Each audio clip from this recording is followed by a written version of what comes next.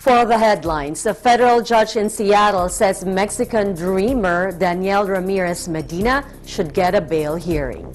Rights activists form human chains near the U.S.-Mexico border to protest President Trump.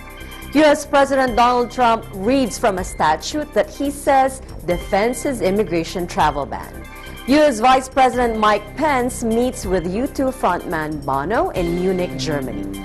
Plus, Iglesia ni Cristo, global in reach, helps a New York Bronx neighborhood.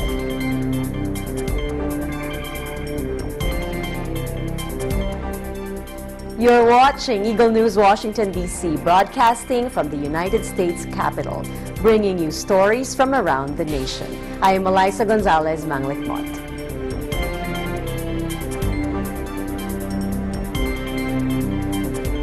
A federal judge in Seattle ruled that a Mexican immigrant with a work permit who is being held by immigration officials must be allowed to argue for his release from U.S. custody while court proceedings over his arrest move forward. According to a lawsuit he filed challenging his detention, Daniel Ramirez Medina, 23, who received permission to work in the United States under President Barack Obama's Deferred Action for Childhood Arrivals, or the DACA program, was arrested last week at his father's home near Seattle by Immigration and Customs Enforcement officers. The lawsuit said he was brought to the United States illegally as a child and given a work permit during the Obama administration. ICE has alleged that Ramirez has gang ties and should be deported, but Ramirez's lawyers have filed court papers denying that he has any gang involvement or criminal record and saying he should not have been targeted for removal. Ramirez's lawyers have said this could be the first time under U.S. President Donald Trump that a person covered by DACA has been taken into immigration custody. At a hearing in federal court in Seattle, U.S. Magistrate Judge James Donahue declined to immediately release Ramirez, but told lawyers for the Justice Department that Ramirez should receive a prompt bail hearing before an administrative immigration court. Donahue also asked both sides to file briefs on whether Donahue has ultimate authority to hear Ramirez's legal challenge. The Justice Department argues the entire case should be heard in immigration court.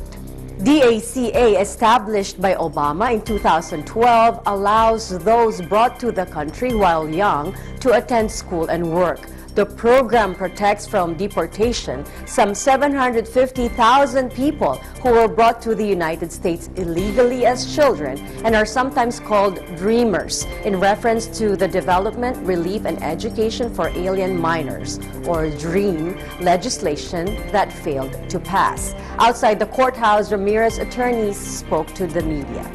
We really hope the government will come to its senses. There's no basis for detaining our client. It's outrageous, and we're hoping that the Justice Department will prevail upon ICE and others and let our client out. At a news conference, President Trump promised that his administration would deal with DACA with heart. He said the issue was a tough one because while a majority of those benefiting from the program are absolutely incredible kids, others are gang members and they're drug dealers too. About 150 protesters assembled outside the Seattle Federal Courthouse on Friday in support of Ramirez's holding placards and chanting, "Free Daniel now." Ramirez did not appear in the courtroom.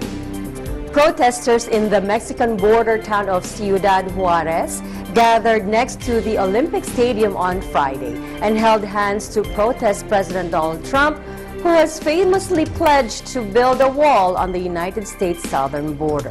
The protest, called Union for the Nation, took place nearly a month after Trump was sworn into power as the 45th President of the United States. Chihuahua authorities, including State Governor Javier Corral and Cuauhtemoc Cardenas, a founder of the Party of the Democratic Revolution and former presidential candidate, attended the protest. Local media reported that hundreds of people turned out for the protest, including government workers and students from the local College of Bachelors, who carried flowers and colorful handkerchiefs as a sign of peace. Reafirmar nuestro deseo, nuestro anhelo de ser comunidad binacional y que no permitiremos que nada ni nadie nos desuna, nos divida, nos infunda el temor. Amigas y amigos de esta fronteriza Ciudad Juárez, vamos a formar el muro humano como símbolo de la amistad, de la fraternidad, también con el pueblo de los Estados Unidos y en rechazo a la política hostil de Donald Trump. The organizers said the protest is part of a movement that intends to create public responses to policies seen as oppressive, prejudiced, and unjust in border communities. Cardenas said the wall would never separate two friendly communities on both sides of the border. Mantenemos firmes, buscando fortalecer nuestros valores, buscando esta unidad sea cada vez más fuerte y entendiendo que tenemos, como aquí se está demostrando, muchos amigos también del otro lado del río, del otro lado donde se pretende construir este muro que nunca va a separar a los pueblos amigos.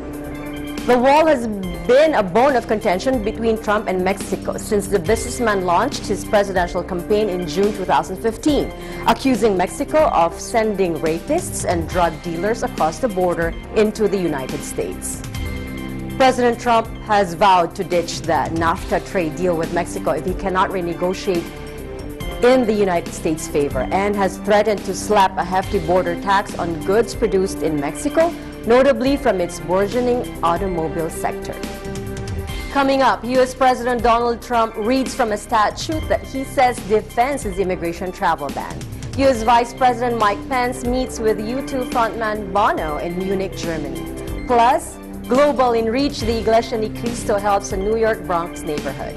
Eagle News, Washington, D.C. will be right back.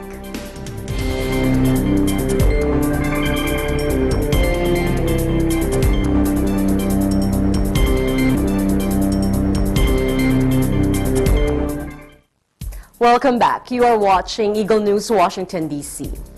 After a tumultuous opening month in the White House, President Donald Trump headed on to a friendlier, familiar, and potentially rejuvenating place, the campaign trail. Trump held a campaign rally in an airport hangar in Melbourne, Florida, just up the coast from his Mar-a-Lago resort, where he will spend the weekend. The event gave President Trump a chance to bypass what he says is an unfair media and take his message straight to his supporters. At one point, Trump also used the podium to defend his controversial travel ban that was blocked by U.S. appeals court judges, reading from a sheet of paper that he took from his coat pocket and which he said contained language from a statute that he said defends his executive order on immigration. Every word of the statute is a total kill for the other side. So I thought I'd read it. And here's what it says. This is what it says. Whenever the president finds that the entry of any aliens or any class of aliens into the United States, okay, so essentially, whenever somebody comes into the United States, right? If it would be detrimental to the interests of the United States. Okay? Now, you know the countries we're talking about. And these were countries picked by Obama. They weren't even picked. They were picked by Obama. He may, so the president may, by proclamation, and for such period as he shall deem necessary. Now, because it's old, it should have said he or she, right? They were not politically correct when they drew. In fact, that's the only thing that was actually wrong with it. He or she. But I don't think the women care too much about that, right? I don't think so. So, and it goes, and for such period as he shall deem necessary, suspend the entry of all aliens or any class of aliens as immigrants or non-immigrants, or impose on the entry of aliens any restriction he may deem to be appropriate. So basically it says the president has the right to keep people out if he feels it's not in the best interest of our country, right? President Trump has said he is considering issuing a new executive order banning citizens of certain countries traveling to the United States after his initial attempt to clamp down on immigration and refugees snarled to a halt amid political and judicial chaos. U.S. Vice President Mike Pence capped his day of meetings in Munich, Germany on Saturday with a surprise meeting with U2 frontman Bono. The two men spoke about the U.S. President's emergency plan for AIDS relief, a U.S. initiative to tackle the AIDS epidemic, according to an aide to the Vice President.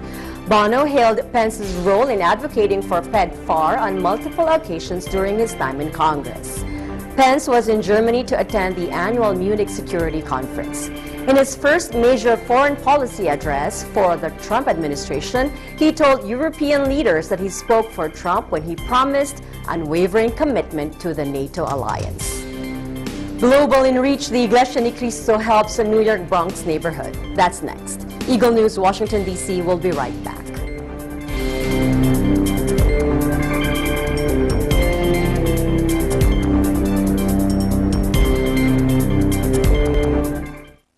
Welcome back. You are watching Eagle News, Washington, D.C. The Iglesia ni Cristo, in its mission to help impoverished cities in different countries, has extended its help to a Bronx neighborhood in New York City. EBC's Joy Ann Andres reports. The name Morrisania is derived from the manor of Morrisania, a vast acre estate of the powerful and aristocratic Morris family. They, at one time, owned most of the Bronx as well as much of the state of New Jersey. Today, the Morrisania section of the Bronx consists of low-income households and is one of the most underserved neighborhoods in New York City. So what I get like $700 and my rent is $600. So and working conditions, there's hardly any jobs around here. So that's about all I could tell you, honestly, you know. Despite their living situation, many of the residents here remain hopeful. The Iglesia ni Cristo, Global in Reach, has a congregation here on Fulton Avenue. Today, families receive donations from some of the church's northeastern U.S. congregations. We had a Ling Up, or Aid to Humanity. This church is not just inviting them to hear the words, but also trying to help them to supply some of their needs. A lot of families, not all, are really struggling economically, so we decided to have here in the Bronx. This is a blessing for the people who don't have anything. I'm very proud of the church for what they do for the community. Outreach missions like this is not new to the church. Helping communities in Asia, Africa, Australia, the Middle East, and the United States is just one of the many reasons why the Iglesia ni Cristo is becoming a household name. For Eagle News, I am Joy Ann Andres, and I am 1 with 25. Thank you, Joy Ann. That is today's Eagle News, Washington, D.C. Join us again next time as we bring news that matters to you. Visit our website at Eaglenews.PH. Follow us on Twitter at twitter.com/EagleNewsPH. I am Eliza Gonzalez Manglikmot. I am always 1 with 25.